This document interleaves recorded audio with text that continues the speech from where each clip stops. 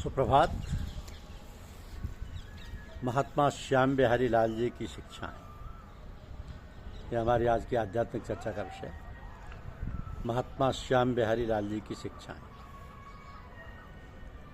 श्रीमान बाबूजी महाराज जिन्हें हम सभी लोग इसी नाम से संबोधित करते हैं, महात्मा श्याम बिहारी लाल जी को, उन्होंने हमें अपने जीवन में क्या क्या शिक्षाएं दी। वह शिक्षा व्यावहारिक प्रशिक्षण के रूप में थी, केवल सिद्धांत के रूप में नहीं।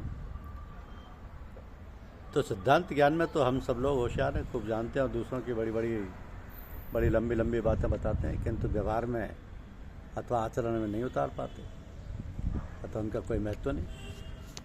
तो हमारे पूज्य बाबूजी का रहन सहन बिल्कुल सादा था। जो मिल गया पहन लिया, जो मिल गया खा लिया। कपड़े मैले हैं तो मैले ही पहने। अम्मा ने कहा कपड़े बदल लो, अच्छा लाओ बदल लो, नहीं तो ख्याल भी नहीं कि कैसे कपड़े पहने।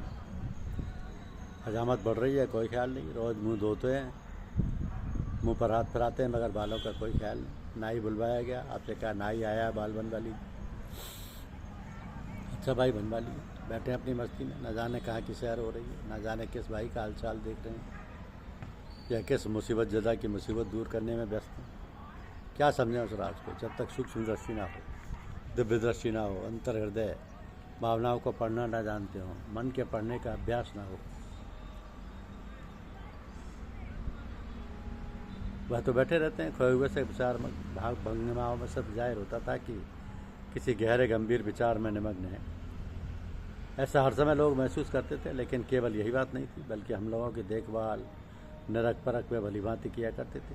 जरा भी हम में से किसी को ये ख्याल भी पैदा हो जाता कि अरे ये तो मामूली सी बात है, ये बात थोड़े ही बाबूजी जान सकेंगे, अतः इस मामूली सी बात को वह ध्यान में लाएंगे, तो वो ज़रूर ही टोक देते थे।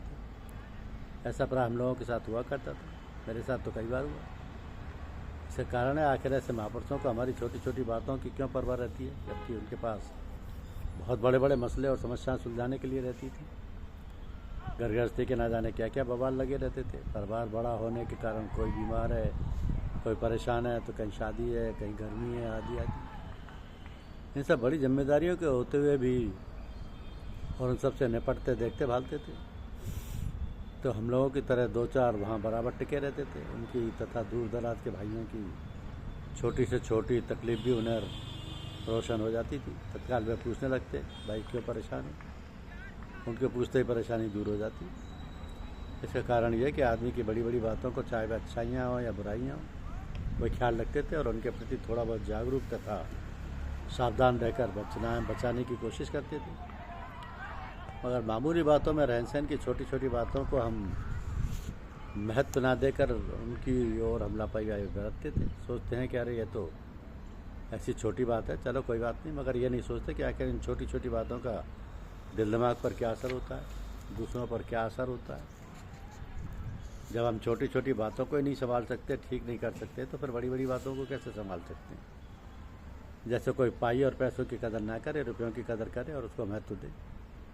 आप सोचिए, यदि एक पैसा कम हो तो हम टिकट लेने जाएं रेलवे का या डाकखाने का, तो क्या टिकट मिल जाएगा? हरगिज़ नहीं। इस प्रकार पैसे के पीछे आपकी गाड़ी छूट जाएगी, टिकट नहीं मिलेगा। इसी प्रकार हमारे जीवन की रहन सहन की छोटी छोटी बातों का भी बड़ा महत्व है, और हमारा सारा जीवन इसी से ऊंचे स्तर पर पहुंचता है।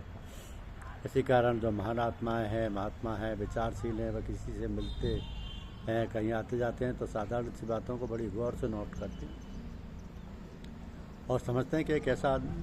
इसी कारण महात्मा लोग छोटी मोटी बातों और गलतियों को समझकर टाल नहीं देते, बल्कि सुधारते हैं और रफ़ा करते हैं। ये उनकी बड़ी दया और अनुकंपा होती है हम सब। तो अपने हृदय को टटोलना है, गौर से ध्यान से देखना है अपने आप को, अपने कारनामों को और अपने करतूतों को, अपने व्यवहारों को, बर्तावों को। जो शिक्षा दीक्षा हम लोगों को उस महाविभूति ने अपने जीवन की आहुति देकर दी है, उसका लेखा जोखा कर हमें समझना चाहिए कि उसका क्या असर, क्या प्रभाव हम लोगों पर पड़ा। हम उनसे कितना ग्रहण कर सके, यह विचारपूर्वक देखना है, निरीक्षण करना है, तभी हम सच्चे तौर से उनकी यादगार मना सकेंगे और अपने कर्तव्य का कुछ अंश निभाने का कार्य पूरा कर सकेंगे। वरना तो जैसे दुनिया के और काम रस्म अदायगी के होते हैं, वैसे ये भी सही। तो हम देखें अपने आप को, केवल अपने आप को नहीं, दूसरों को भी, कि हमने जीवन में क्या प्रगति की है। हमारे जीवन की वे रेखाएँ जिनको हमने अपने अमालों से खूब गहरा अपने दिल दिमाग पर अंकित कर रखा था, कुछ फीकी पड़ियाँ नहीं। हमारे जीवन में कर्तव्य के प्रति वो कठोर भावना और प्रतिक्रिया तो नहीं, जैसा कि हम अपने किसी दुश्मन से बदला चुकाने के फेर में पड़ते हैं। मतलब ये कि हमारे जीवन की सभी चहल पहल और सारे कर्तव्य और हमारी नौकरी चाकरी, रोजगार, धंधे, यहाँ तक कि हमारी पूजा भी स्वाभाविक बन जानी चाहिए।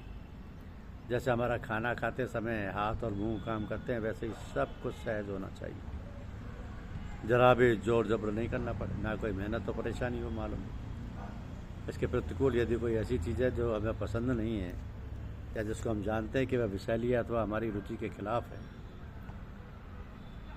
तो उसकी ओर हमारे हाथ भी नहीं उठते। और यदि हाथ गलती कर भी गए तो मुँह नहीं खुलेगा, तभी रुक जाएंगे। इस प्रकार हमारा जीवन सत्यम शिवम सुंदरम की एक जीती जागती मिसाल बन जाएगा। जो गलत काम है, जो गलत विचार है, वो हमारे पास ना आवे, ना हम उनको आने दें। यदि आते हैं तो भगा दें, और हम दूसरों की गलतियों को, बुराइयों को ना देखकर हर वक्त अपनी ओर देखें, बल्कि अपनी ओर भी ना देखें।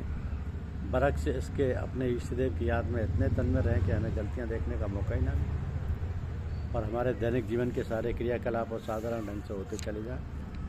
जीवन व्यवस्थित हो जाए, तभी सत्यम शिवम सुंदरम की सिद्धि हो सकेगी। असत्य के लिए, गलत चीज़ के लिए, बुराई के लिए गुंजाइश ही ना रहे, तब जीवन की गतिविधि ठीक चलेगी। हमारा जीवन बनावटी नहीं होगा। इस प्रकार जीवन को सत्यमय बनाएं। जो बात ऐसी है वैसी अंतर बाहर एक जैसी हो, सत्यमय जीवन बन जाएगा, जिसमें गलत बातों की तथा कुविचारों की कोई जगह ही नहीं होगी। ऐसा जीवन होना चाहिए। इस प्रकार हमारे जीवन का सामंजस्य दूर होकर वह सत्यम शिवम सुंदरम बन जाता है। ऐसा जीवन ही दिव्य जीवन कहलाता है, और तभी मानव महात्मा या महामना कहलाता है। ऐसे महाप्राण को पाकर वसुंधरा भी अपने आप को कृतकृत्य मानती है। धन्य ऐसे कृतात्मा एवं सर्वहितकारी महापुरुष। धन्यवाद। यूट्यूब चैनल को लाइक और सब्सक्राइब अवश्य करें।